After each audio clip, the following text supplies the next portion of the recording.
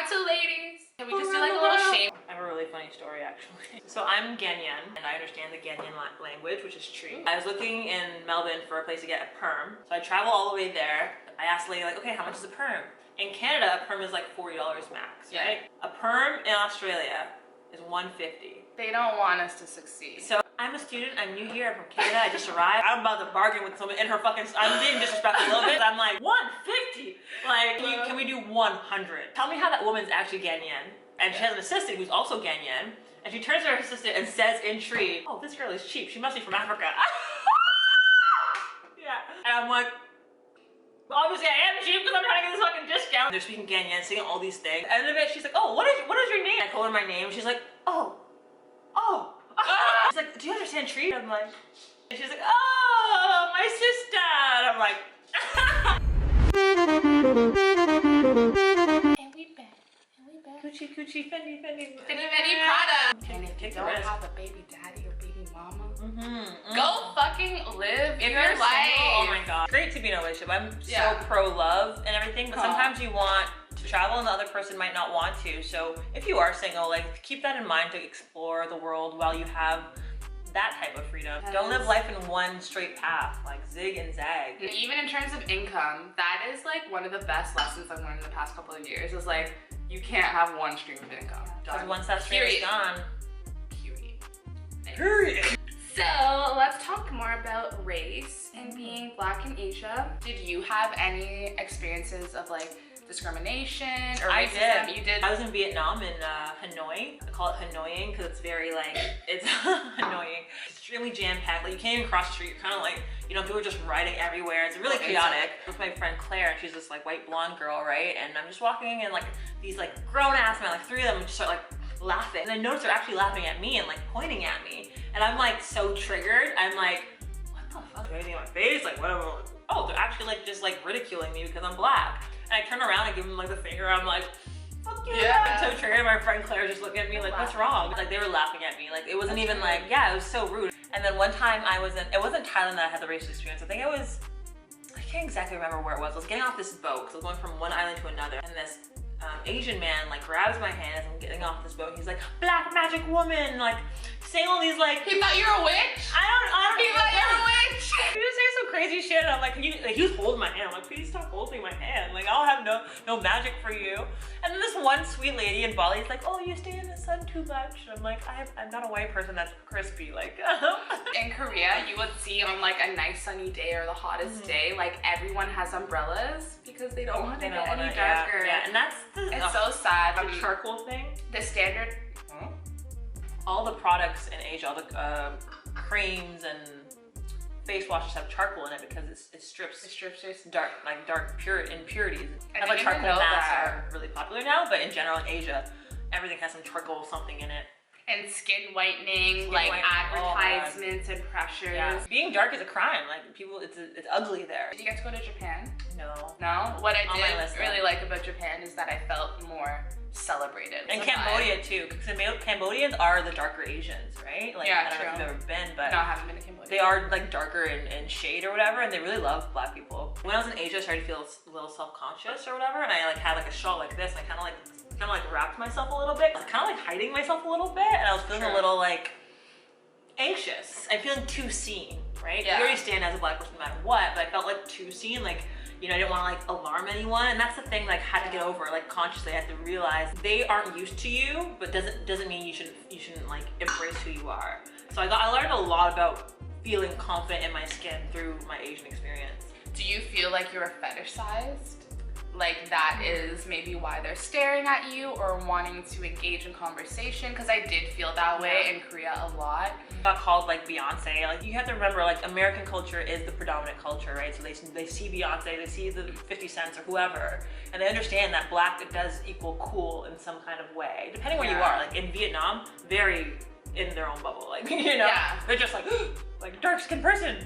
You can like have all these misconceptions or like racial judgments or anything about people, about places and things. You're not gonna learn about them, or you're not gonna know until you experience it firsthand, personally, for yourself. I'm not gonna know how life in Korea is unless I go and visit that country, assimilate in the culture, and like live like a Korean for a little bit of time. You're not gonna know how Australia is until you go there, live in that environment. You have to experience it. And the beginning is always a little hard. Give yourself at least, if you're planning to do a big move, give yourself at least a month to really settle in and acclimatize and like feel your way through it and adjust, you know, and keep your expectations low, but your faith high that it'll always end up good, you know? Like, lower expectations, but like, you know, honestly, at the end of any trip, you never want to leave. You never want to leave the end of the trip. You're like, oh my God, it went so fast. You don't. You're like, damn. That was Cape Town for me. At the end of Cape Town, I was like, I need another 2 months. In Korea, I met so many South Africans. 9 out of 10 people that I spoke to from South Africa, I don't want to say they hate it. They always acknowledge its diversity and its beauty, but like they talk about how dangerous it is, like the racial conflicts, racial tensions. I remember like just being looked at by a group of Black native South Africans, and like the way they looked at me was so like so I was not welcome. Like, you know, you get those vibes where like you're going to a party and everyone's like, who that? Like, it was one of those. It's not like they're threatened, but like you're in their space. Plus, the thing with tourism, if the tourism isn't actually elevating the country or the people of its country, it's like, what the fuck is it doing? Right? It's not helping, right? So they see tourists and like, yeah, you can spend your money, but ultimately it doesn't even trickle, it doesn't get back to them in any way. And the homeless people there, they are a bit aggressive. Like, I was in a model house and one of my roommates got her like Tiffany necklace like ripped off her neck. You can tell them like, no, I don't have any money for you, but then they'll follow you like another 10 miles just to fuck with you. Yeah. You know, and it's a little unsettling. I Ubered everywhere, groceries, back, like everywhere. It was really close to my house, but I never felt like I'd go by myself. It would be a great place to go with friends, like a good group of friends in South Africa. Great, and everything's so cheap. Asian prices is really very cheap. The rand, so cheap, so cheap. Which sucks from being a model there, because like you're getting paid like $900 rand, but in converted Canadian, it's like $90. I wouldn't skip it. I actually wouldn't skip it. It's gorgeous. Like the landscape, there's the mountains, then there's the ocean, and then it's just the beauty of it, you know, but be safe. And that's every country. I think Australia is actually very safe. The UK is very safe. Europe is quite safe. Like, I mean, right now, the way the random, I don't like to say terrorist attacks because we know what the real terrorists are in this world, but the random shit that gone, nowhere safe. Yeah.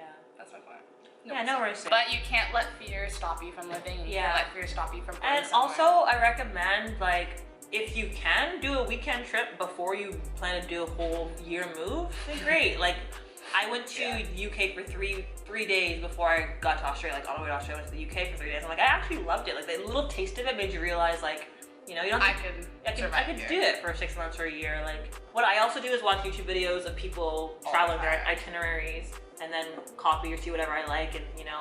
And that's kind of what made me want to like share my travels and start like a travel channel, because I was scouring the blogs.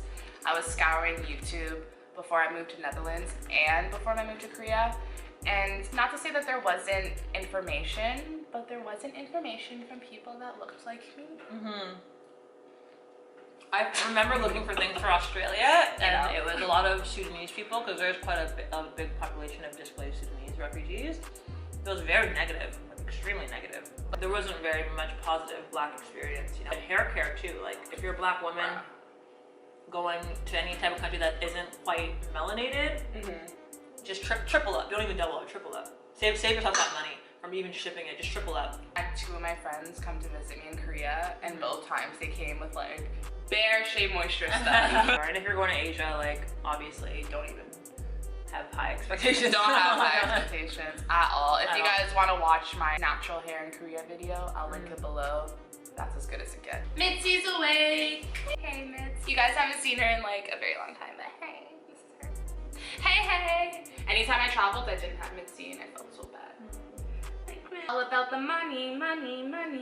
All right, let's talk about costs. My dollar definitely went a lot further in Asia than it did in Europe. The cheapest, I think, being Thailand. So for me, I went to South Korea, Taiwan, Japan, and Thailand.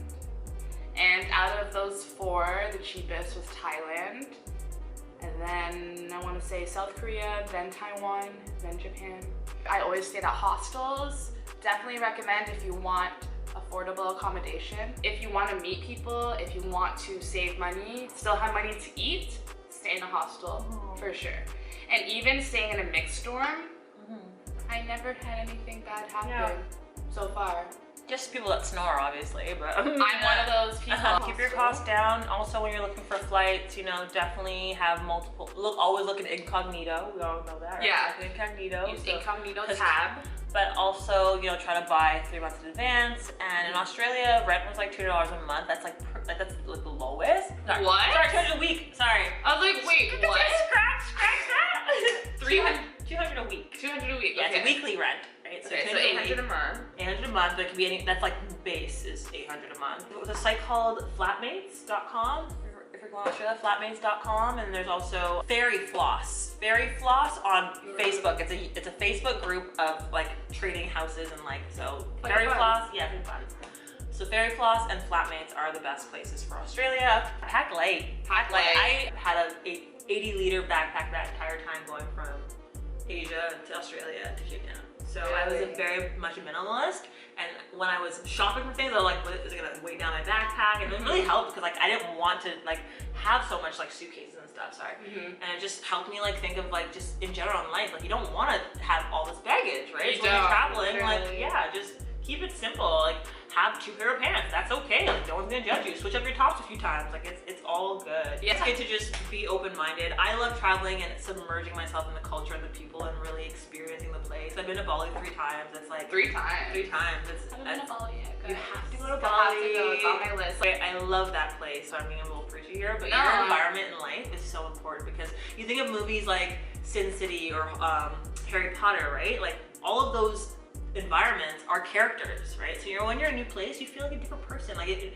adds to your personality or makes you a bit more this, a bit more whatever. And Bali for me is where I feel my most like highest self.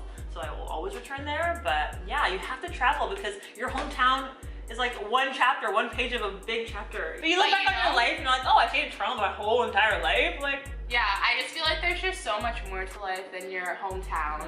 You don't have to move abroad, but like you don't have to move abroad. Even if it's just world. moving, you don't even have to move. Even if it's just taking weekend getaways or retreats to just be one with nature, because that's really what it is. We're using the universe and the world as our classroom, as our teacher. So just taking that time to be in solitude, to reflect, meditate, and I actually feeling this. I feel it. Well, guys, it's been fun. I hope that we have inspired you as a female solo traveler to go live life, go move abroad, go travel abroad, go do whatever it is that you want to do. Live your best life. Go see the world. The world is waiting for you. More importantly, the world wants to meet you. I love that. Oh, you're dropping all the freaking gems today, I swear. And on that note, thank you so much, NARLEY, for coming. It was so much fun. You can find her info below. If you like this video, don't forget to like, comment, and subscribe. Go and what's the post? What do people say for the post notifications? I suck at this. Wait, go hit the bell for the post notifications. Hope we inspired you. Peace and love, and I'll see you on the next one. Bye.